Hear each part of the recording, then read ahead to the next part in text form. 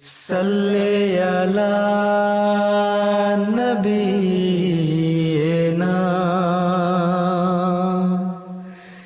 Salli ala Muhammadin.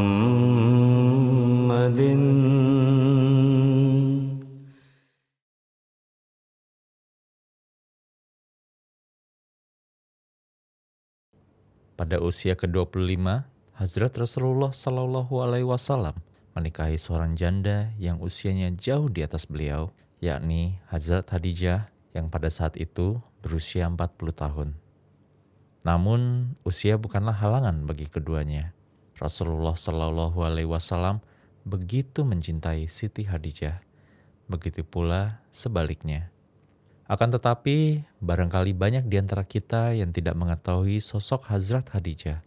Bagaimana beliau bisa menjadi seorang saudagar yang sukses dan kaya raya, bagaimana beliau bisa mengenal Rasulullah Shallallahu Alaihi Wasallam, dan bagaimana pernikahan beliau dengan Sang Rasul. Insya Allah kita akan bahas semuanya di episode kali ini. Pemirsa MTA, inilah Jejak Sang Rasul, sebuah program yang akan mengupas kehidupan Nabi mulia Muhammad Shallallahu Alaihi Wasallam dari masa kelahiran beliau, masa kenabian beliau, hingga kewafatan beliau. Rasulullah Sallallahu Alaihi Wasallam menikahi seorang janda yang usianya terpaut jauh dari beliau, yakni 15 tahun dari beliau. Wanita tersebut adalah Siti Khadijah radhiyallahu taala anha, seorang saudagar kaya dari bangsa Arab pada masa itu. Rasulullah Sallallahu Alaihi Wasallam berusia 25 tahun, sedangkan Siti Khadijah berusia 40 tahun. Bagaimana Rasulullah Sallallahu Alaihi Wasallam menikahi Siti Khadijah radhiyallahu taala anha? Ini yang akan kita bahas pada episode kali ini. Assalamualaikum warahmatullahi wabarakatuh. Pemirsa MTA yang berbahagia, mari kita mengikuti jejak Sang Rasul.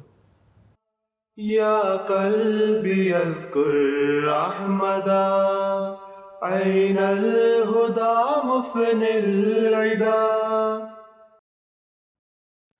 Allahumma salli ala Muhammad wa ala ali Muhammad kama sallaita ala Ibrahim wa ala ali Ibrahim innaka Hamidum Majid. Allahumma barik ala Muhammad wa ala ali Muhammad kama barakta ala Ibrahim wa ala ali Ibrahim innaka Hamidum Majid.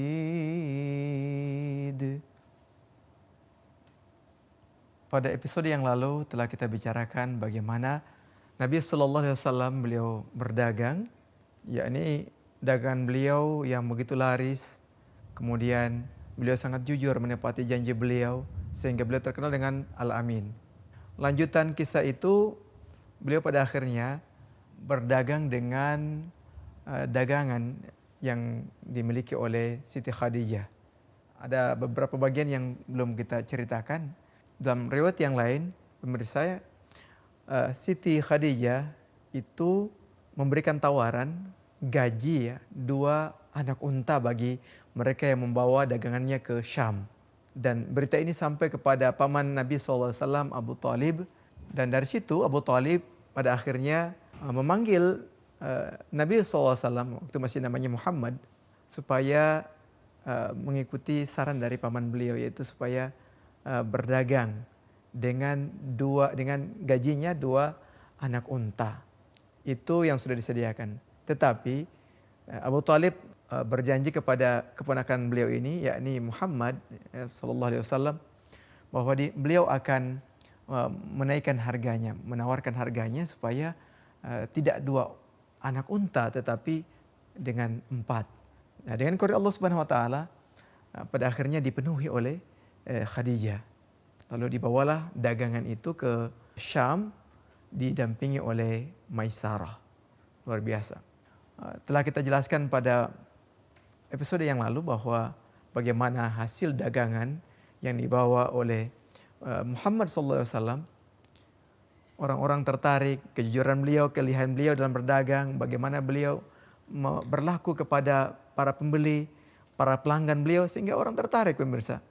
Begitu indahnya akhlak pemuda yang bernama Muhammad SAW ini, sehingga dagangannya selalu dirindukan.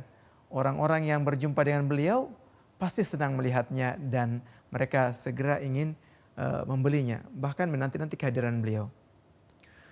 Ada hal yang luar biasa ketika pulang dari berdagang dari Syam, Maisarah pada akhirnya memberikan sebuah saran kepada Muhammad SAW supaya memberikan penjelasan kepada Khadijah tentang dagangannya, bagaimana bisa laris, bagaimana bisa laku dan sebagainya, suksesnya dagangan tersebut. Masya Allah, luar biasa. Bisnis yang dimiliki oleh Siti Khadijah pada akhirnya terkenal dan disukai oleh orang-orang karena kelihayan, kejujuran Muhammad SAW ini.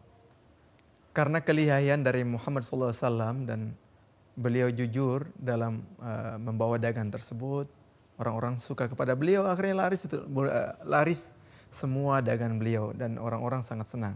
Maisarah sebagai pendamping dari Muhammad SAW yang merupakan orang kepercayaan atau khadim dari Siti Khadijah, akhirnya memberikan saran kepada Muhammad SAW supaya menceritakan kisah bagaimana mereka berdagang sehingga mendapatkan keuntungan yang luar biasa dan kepercayaan yang sangat diimpikan, yang sangat betul-betul kalau bahasa sekarang itu trust dari para pelanggannya.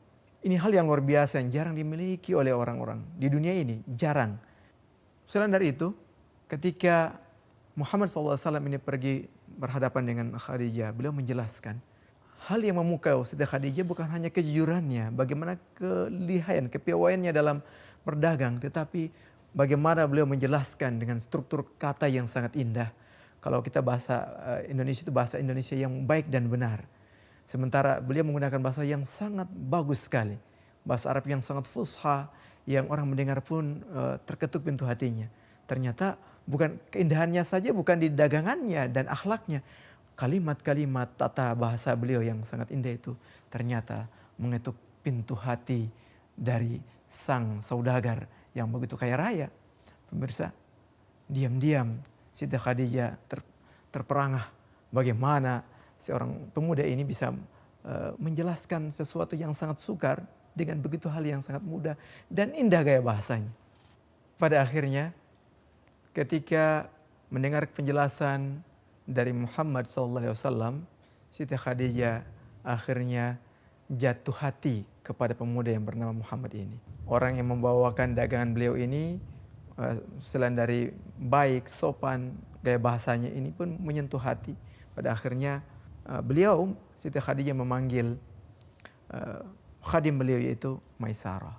Maisarah pun menceritakan bagaimana kehebatan Muhammad, bagaimana kepandaian Muhammad, bagaimana kesantunan Muhammad, bagaimana apapun yang beliau miliki. Semua keindahan, segala mazaya, keistimewaan Muhammad itu diceritakan.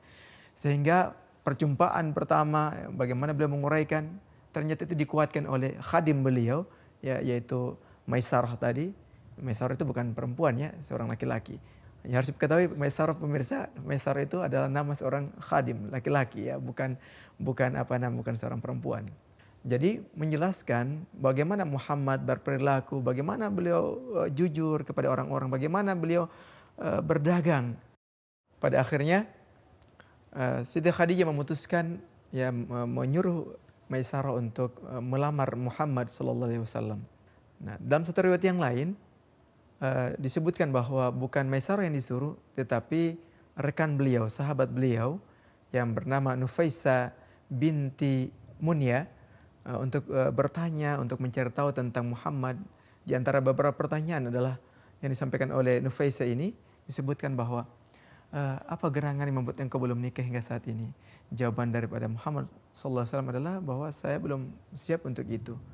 Keinginan sudah ada, tapi untuk mempersiapkan segalanya ya persiapan pernikahan itu belum. Lalu ditawarkan oleh Nufaisa, seandainya ada seorang wanita, seorang yang kaya raya, yang baik, yang santun, yang berbudi pekerti yang luhur, menyukai Anda, apakah Anda bersedia untuk itu? Maka Muhammad menjawab, siapakah orangnya?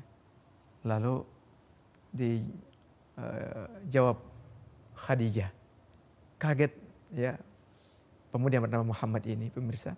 Tetapi bagaimanapun inilah cinta ketika sudah bersemi, maka semuanya akan berjalan dengan indah.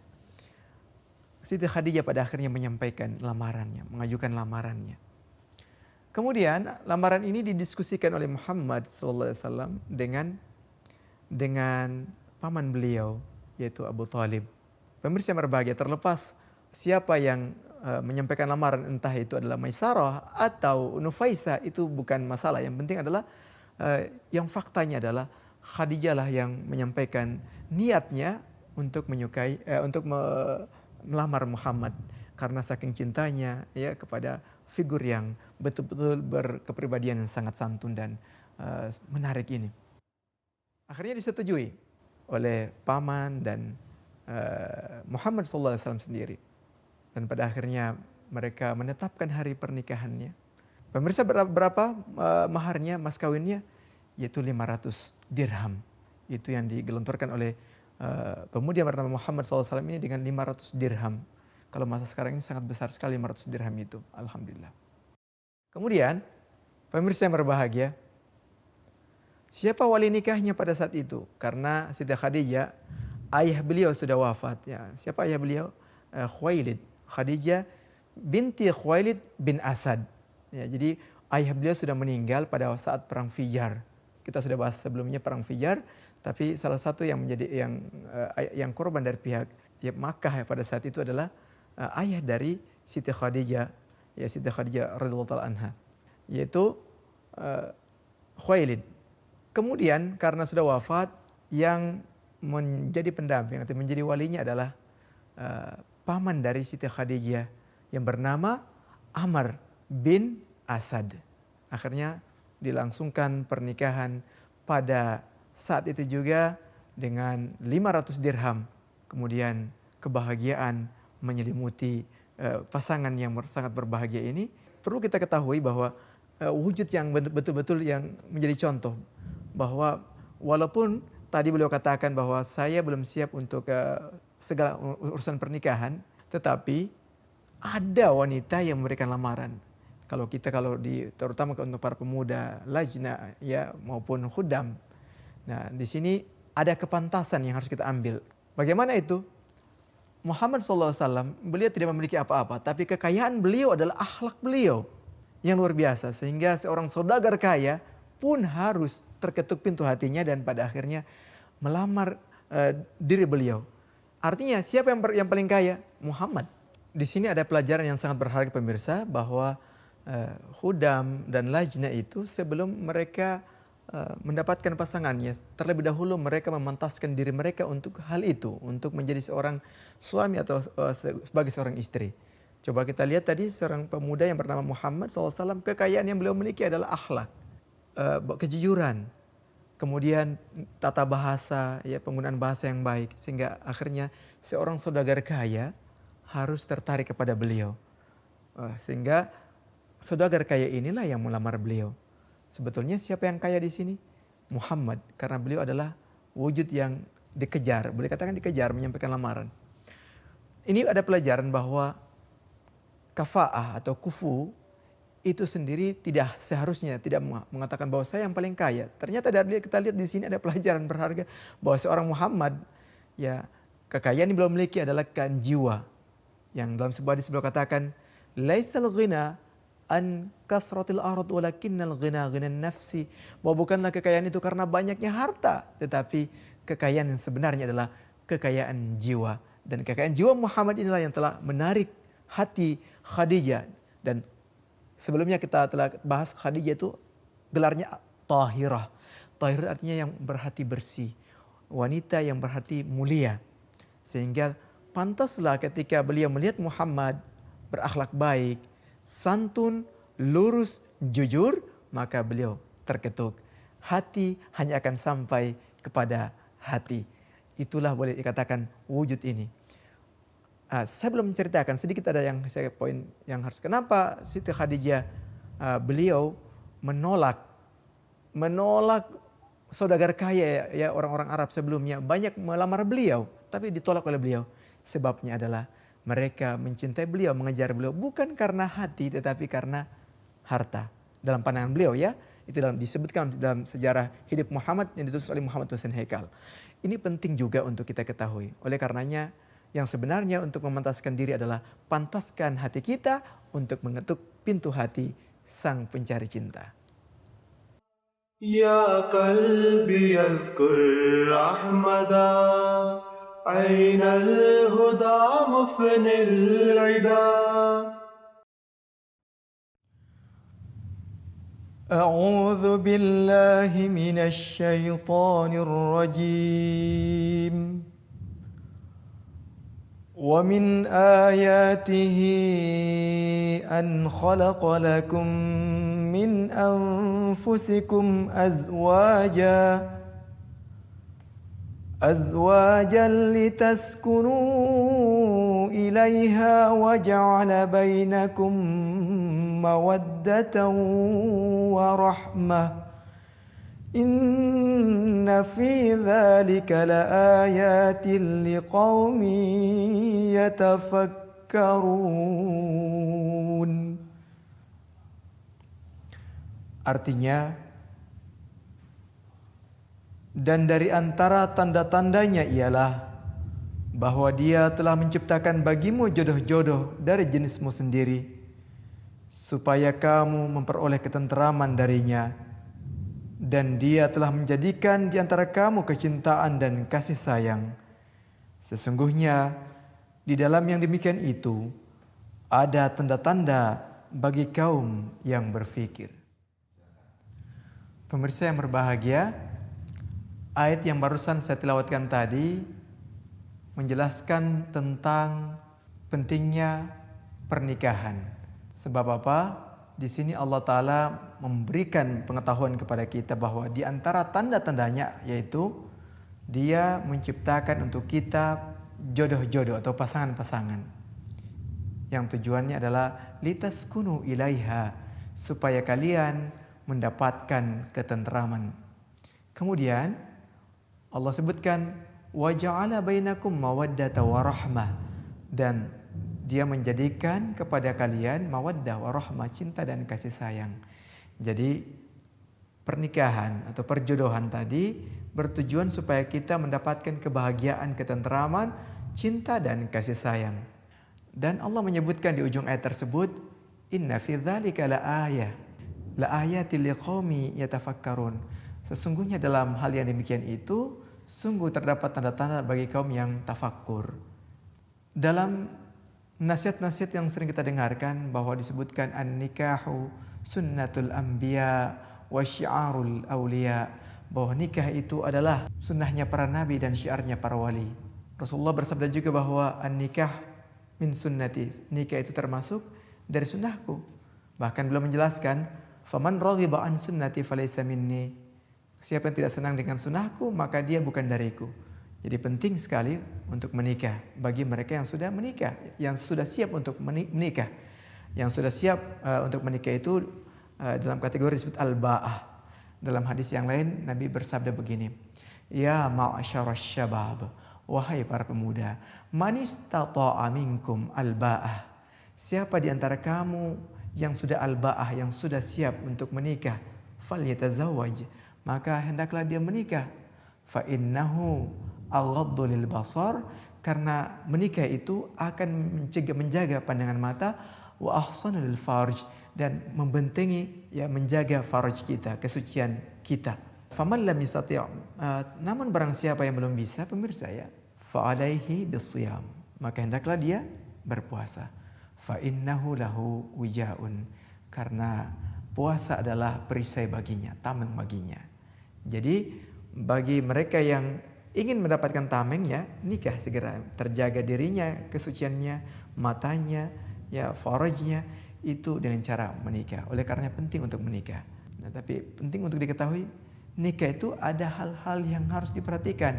Ada 4 poin. Yang pertama, limaliha karena hartanya, kemudian wali jamaliha karena kecantikannya, wali nasabiha karena nasabnya, ya, wali diniha karena agamanya.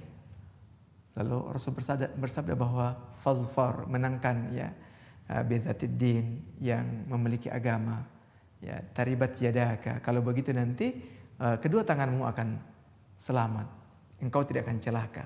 Maksudnya terjaga keagamaan, dirimu terjaga, kesucianmu terjaga, dan kehormatanmu terjaga, kemuliaanmu terjaga, semua terjaga.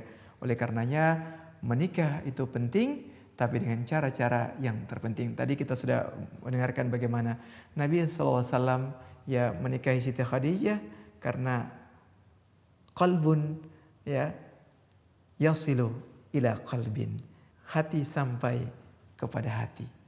Oleh karenanya hal yang utama untuk kita siapkan diri kita untuk menuju pernikahan adalah pantaskan diri kita untuk menjadi, ya, orang yang mendapatkan cinta, orang yang layak untuk mendapatkan cinta sebagai jodoh dari pasangan kita. Pemirsa yang berbahagia, demikian pembahasan kita pada episode kali ini.